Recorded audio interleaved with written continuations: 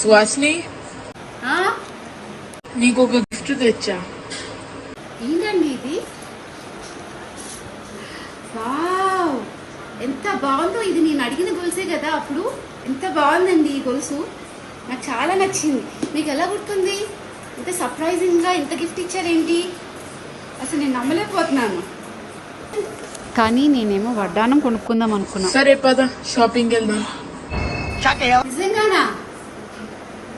అయ్యో ష్యూర్? ఇప్పుడే కదా గొలుసు తెచ్చారు. తీసుకెళ్తా అంటున్నా కదా, వస్తావా రావా? ఓకే ఓకే ఓకే, సరే నేను రెడీ. ఇంకా వెళ్దామా?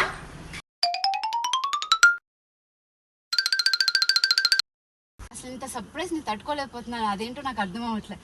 అర్జెంటుగా నా ఫ్రెండ్కి కాల్ చేసి చెప్పాలి ఈ విషయం. హలో హలో,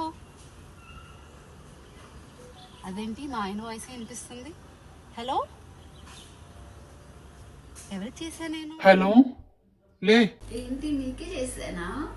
ఏంటి చేసేది? చేయడానికే లేపుతున్నాను, లే. నాకు ఆఫీస్ టైం అయింది, పిల్లలకి ఆకలిస్తుంది. ఏంటి ఏంటి ఏంటి బ్రేక్ఫాస్ట్ టైం అవుతుంది.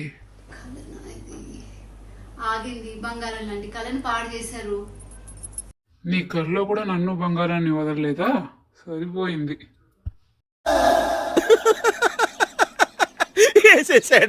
బాగా వేసేసాడు. సరే కానీ ఇవాళ అక్షయ తృతీయ కదా, షాపింగ్కి వెళ్దాం. షాపింగ్ లేదు, గిప్పింగ్ లేదు. మీలాంటి వాళ్ళు బంగారం షాప్ వాళ్ళు బాగుపడుతున్నారు.